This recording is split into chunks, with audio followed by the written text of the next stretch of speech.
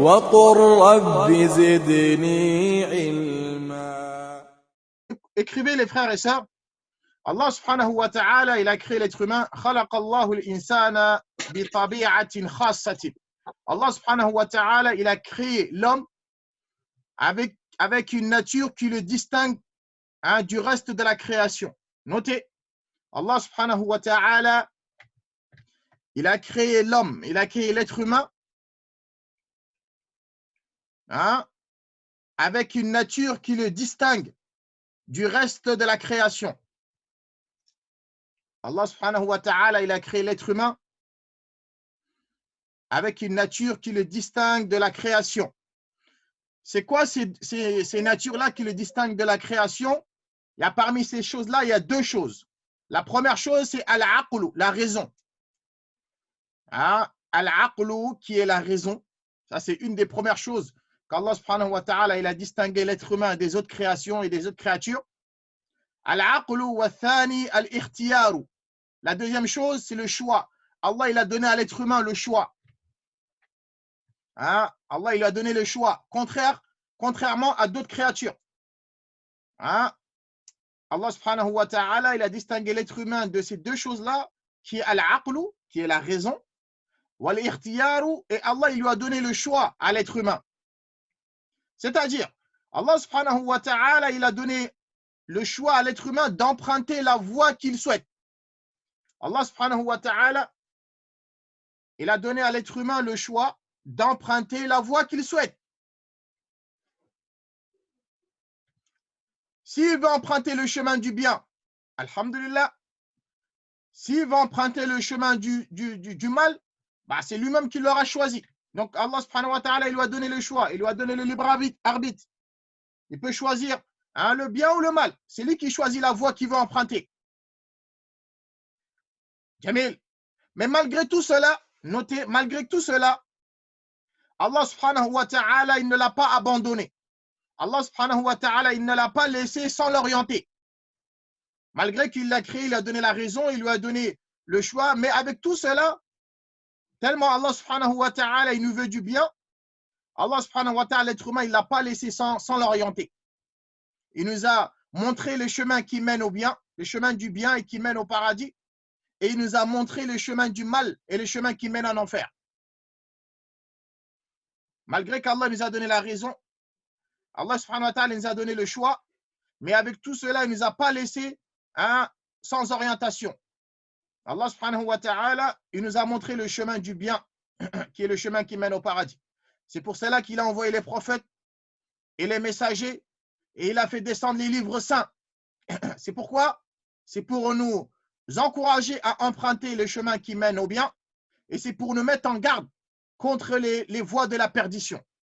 Donc, je répète, Allah subhanahu wa ta'ala, il a distingué l'être humain au reste de la création en lui accordant ou en lui donnant ou en le dotant de raison, et il lui a donné le choix d'utiliser le chemin du bien, ou bien s'il veut, il utilise le chemin du mal.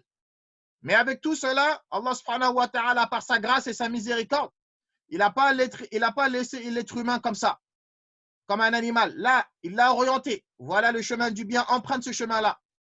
Voilà le chemin du mal. Attention, n'emprunte pas ce chemin-là. Ça, c'est clair? Oui, Jamil. Donc, parmi ces chemins-là qu'Allah subhanahu wa ta'ala, il nous a orientés, il nous a recommandés et il nous a incités à suivre, qui est al-ihsan, la bienfaisance. Parmi ces chemins-là qu'Allah subhanahu wa ta'ala, il nous a recommandé de suivre, la bienfaisance.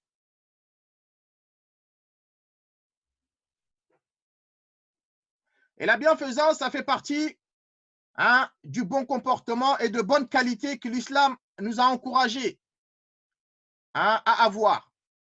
Al-ihsan, la bienfaisance, ou bien si tu veux, tu dis la charité, ça fait partie des bons caractéristiques, des bons caractères que Allah subhanahu wa ta'ala et le prophète, comme on va le voir dans plusieurs hadiths, où l'islam a incité le musulman à se conformer, à se doter de ce comportement noble, de ce caractéristique noble qui est la bienfaisance.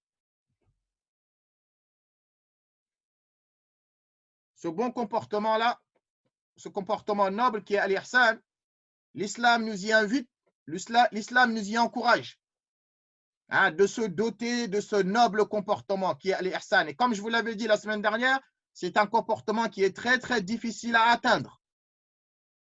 Jamil. Donc, je reviens sur la définition de al-ihsan, de la bienfaisance qu'on avait vue la semaine dernière.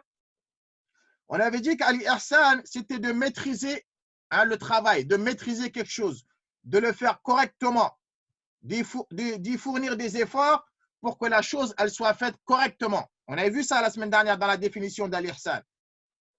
Car, comme vous le savez les frères, tout acte, chaque acte accompli devant Allah, chaque acte d'adoration, il est obligatoire que cet acte d'adoration soit complète et soit fait correctement. C'est obligatoire, comme on l'a vu. Il faut qu'il y ait la sincérité et il faut qu'il y ait la conformité avec la sunna du prophète sallallahu alayhi wa sallam.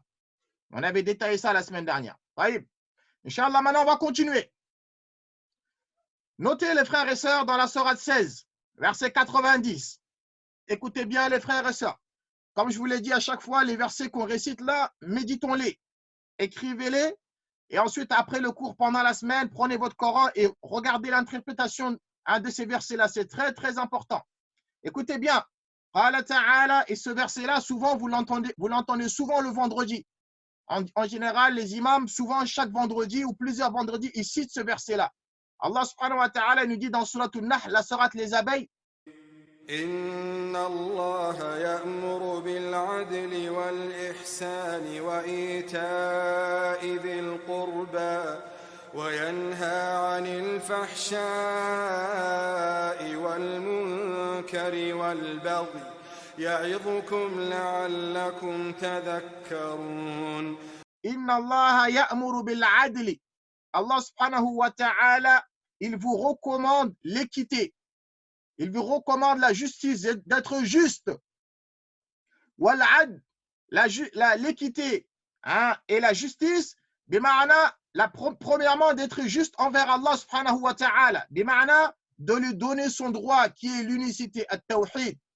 Si tu adores autre qu'Allah subhanahu wa ta'ala, tu n'as pas été juste envers Allah subhanahu wa ta'ala. Donc Allah il nous dit, je vous recommande bil-'adli, l'équité et la justice envers Allah déjà, premièrement, de l'adorer lui seul, sans rien lui associer. Quand tu as fait ça, à ce moment-là, tu aurais été juste envers Allah subhanahu wa ta'ala. Ensuite, être juste envers les êtres humains, être juste envers tes enfants, si tu en as plusieurs, être juste envers la personne qui a été injuste, même s'il s'avère que c'est ton propre enfant ou quelqu'un de ta propre famille, tu dois être juste et de dire la vérité. Inna Allah ya'muru bil 'adli. Allah subhanahu wa ta'ala, il vous recommande l'équité. Wal ihsani. Voilà ce que j'avais besoin. Et la bienfaisance. Et la bienfaisance, comme on l'a vu la semaine dernière.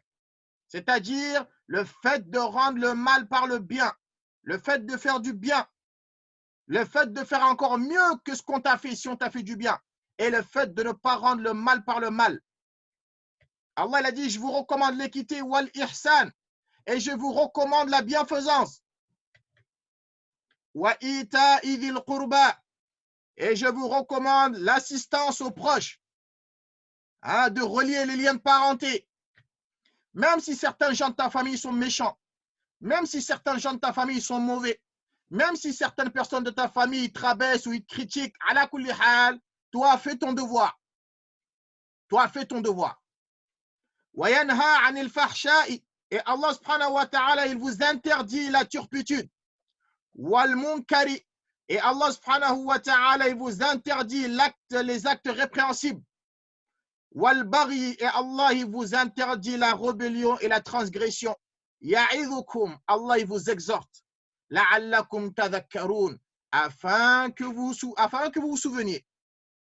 Donc ce verset-là, dans la sourate 16, verset 90, Allah subhanahu wa ta'ala dit Inna Allah, certes Allah, il a mis le inna, qui est harfu tawkid, pour montrer l'importance. Il a dit certes Allah, il vous recommande l'équité.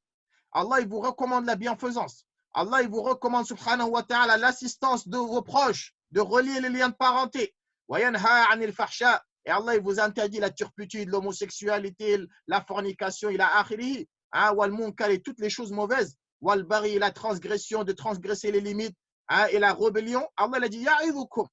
Allah, il vous exhorte. Ô vous qui sont doués d'intelligence, bien sûr. La'allakum tadhakkarun. Afin que vous vous souveniez.